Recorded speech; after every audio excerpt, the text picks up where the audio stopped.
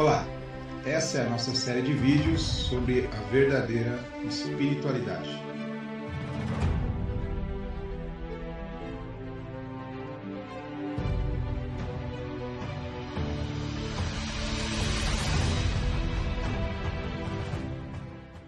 Bem, estamos aqui mais uma vez e vamos dar continuidade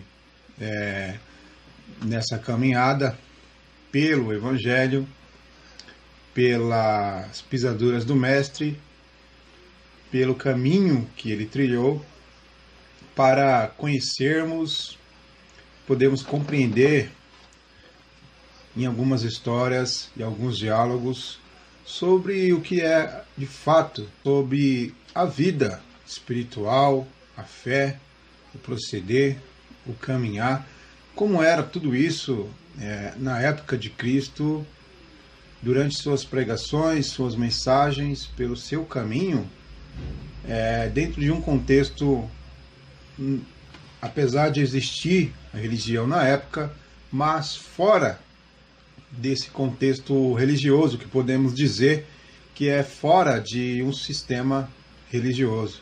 Amém? Então nós paramos no livro de Mateus, no capítulo 5, e estávamos falando acerca do Sermão da Montanha. Então, vamos continuar para finalizar aqui essa parte do Sermão da Montanha.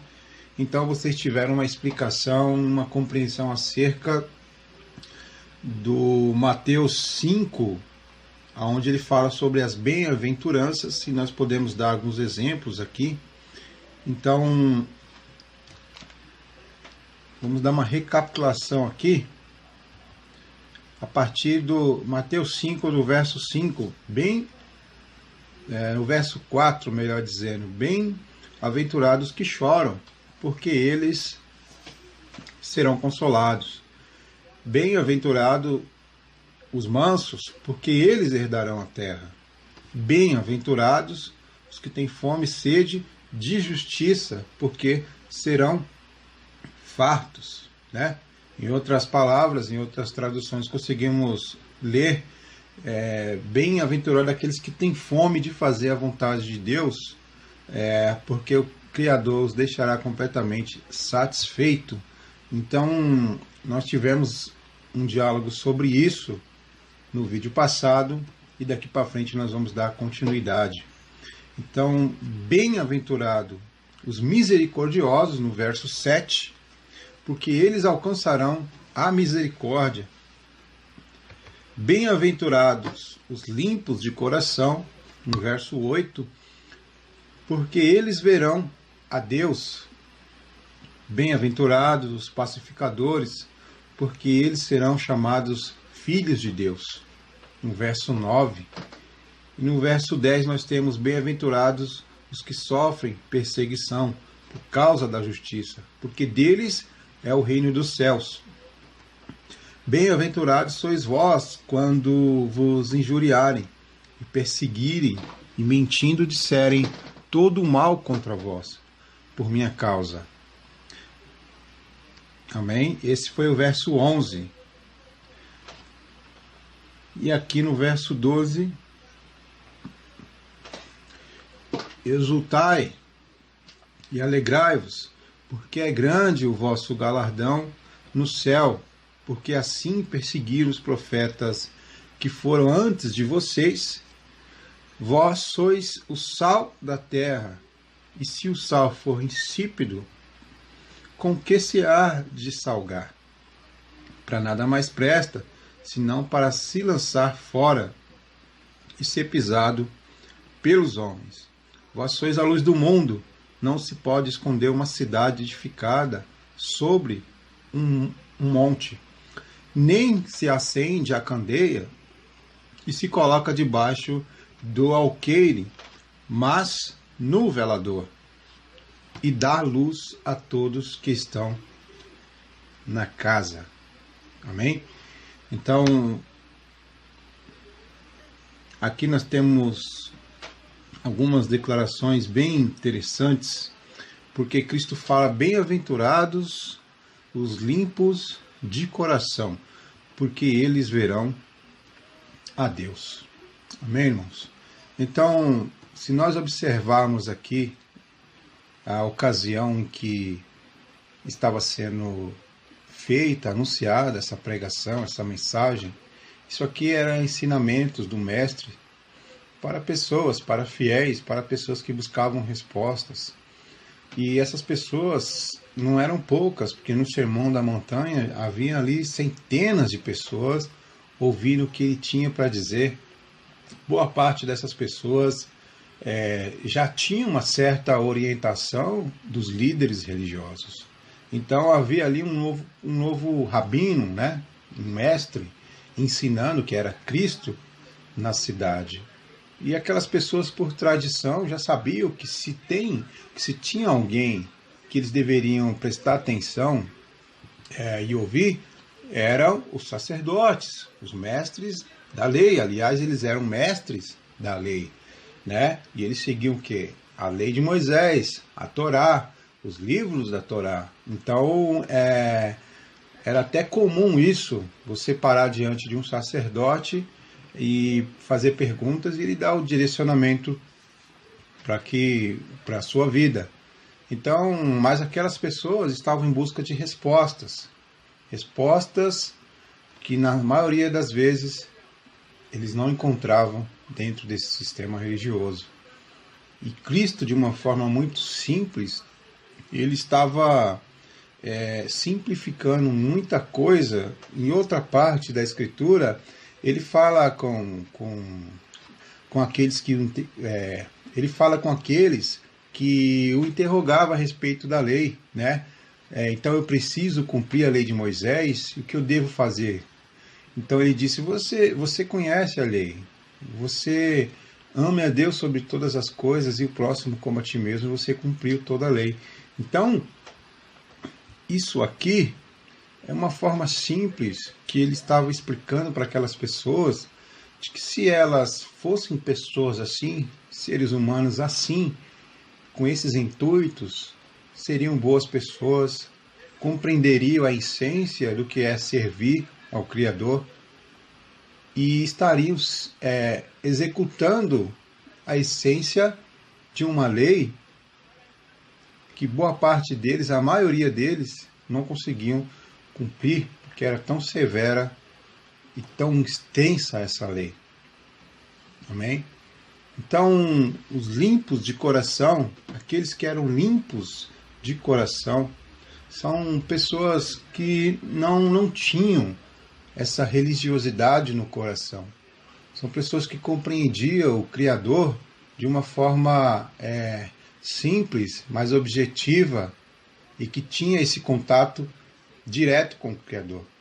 Nós temos no verso 11, Cristo dando exemplos, bem-aventurados os que sofrem perseguição por causa da justiça, porque deles é o reino dos céus. Aqui é algo onde viria ainda, né? Os apóstolos iriam sofrer essas perseguições, a igreja primitiva iria sofrer essas perseguições. Bem-aventurados sois vós quando injuriarem e perseguirem, mentindo disserem todo o mal contra vocês.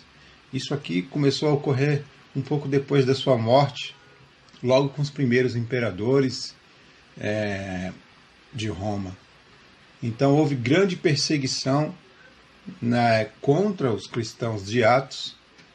Então, muito daqui que Cristo está falando, dessas palavras, iria se completar, iria ocorrer um pouco mais para frente. Então aquelas pessoas teriam uma ciência, teriam uma compreensão melhor sobre o que ele estava querendo dizer, quando vivenciassem, sentissem essas coisas na pele. Mas assim como ele, no seu encontro com a mulher samaritana, assim como ele mostrou a ela de uma forma simples, que ela não precisava de todos os ritos, que ela não precisava de mediadores, que ela não precisava pagar promessas, que ela não precisava sacrificar pelos seus pecados, que ela não precisava fazer idas e vindas com horas marcadas para Deus, porque não era isso que Deus buscava no coração humano, mas Deus buscava sinceridade, devoção de almas. Espontaneidade. Isso foi sempre algo que quis o Criador. Amém? Então, nas palavras simples do Mestre, né, ensinamentos simples, nós podemos observar que a vivência do Evangelho na sua forma simples é o real modelo. Hoje nós temos um sistema religioso que personalizou a fé, personalizou com uma religião, personalizou com templos, com dogmas, com mediadores, com isso, com aquilo. E você tem aí agora uma lista de afazeres para agradar a Deus, né? E se você deixa de cumprir esses itens, você não se enquadra dentro das pessoas salvas. Esse é o sistema religioso. Já era assim na época. E essa essência, esse DNA da morte, da qual Cristo disse que eles tornavam as pessoas 2 vezes piores, né? Eles viajavam mares para poder ganhar uma alma para o sistema religioso, mas tornava aquelas pessoas piores do que elas eram.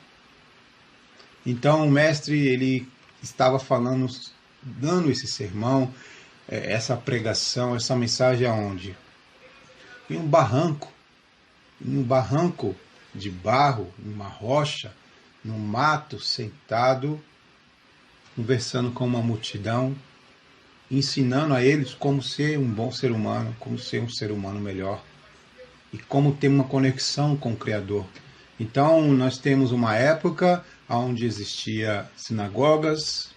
Enquanto ele falava, muitos outros estavam dentro da sinagoga, né? Havia o templo de Jerusalém santuoso, grandioso, bonito, né? Muitas pessoas iam ao templo de Jerusalém apenas no pátio, que era grandioso, era grande demais, e ficavam ali só observando, sabe, o clima. A questão do clima alterava a situação espiritual daquelas pessoas, para elas se sentirem melhor. E ficavam o dia todo até ali naquele pátio. E o Messias, onde ele estava? Ele só entrou dentro do pátio do templo quando foi para a leitura dos evangelhos, para confronto, né? Quando eu falo a leitura dos evangelhos, é das profecias que até algumas ele leu dentro de sinagogas a respeito dele mesmo, e foi expulso, mas citando diversas passagens das escrituras hebraicas, a qual profetizavam sobre o próprio Cristo, e muitas das vezes aqui entrava em confronto com os próprios mestres da lei ali, que ficavam muito enfurecidos, até onde ele foi expulso do templo de Jerusalém, e não pôde mais nem mesmo pregar no pátio do templo. Então, onde ele estava? Ele estava no barranco, ele estava de forma simples e humilde, ensinando as preciosidades do reino de Deus para aquela multidão de pessoas. Amém? E o que nós conseguimos aprender com tudo isso é que a verdadeira espiritualidade, ela nunca esteve ligada aos apetrechos de um sistema religioso, eclesiástico, denominacional ou institucional, como você quiser, ou vamos aqui simplificar com o CNPJ, né? Então, muitas pessoas falam, mas é preciso ter ordem, né? Organização, mas não é uma questão de organização, é uma questão de alterações, é uma questão de omissões, é uma questão de roubo, é uma questão de adulterações, de omissões, de mentiras, profanações contra aquilo que era real e simples. Se o mestre ensinou a essência de uma forma simples, sem fazer com que aquilo se tornasse um sistema, uma moeda, um meio de negócio, e pessoas foram cansadas, por que tornaram tudo isso um meio de negócio para a religião?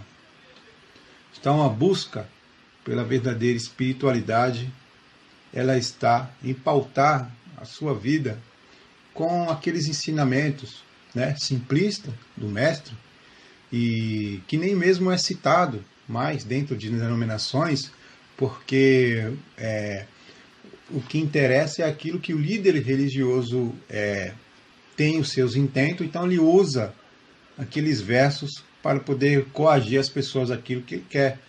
E a boa parte disso são questões financeiras. Amém? E outros, fazem isso para defender teses religiosas, que muitas das vezes vão parar diretamente, não no Messias, mas a finalidade dessas teses são homens. Se o movimento tal é aceito, se o movimento tal não é aceito, se a predestinação é algo correto ou não é correto. Então eles usam o quê? Teses humanas. Mas a tua vida, a nossa vida, tem que estar pautada na vida do Mestre. Essa é a verdadeira espiritualidade. Então a gente fecha aqui o livro de Mateus. O capítulo 5 de Mateus. Podemos ainda dar uma caminhada no livro de Mateus. Temos muito a percorrer nessa série de vídeos. E a gente se vê no próximo vídeo. Um abraço.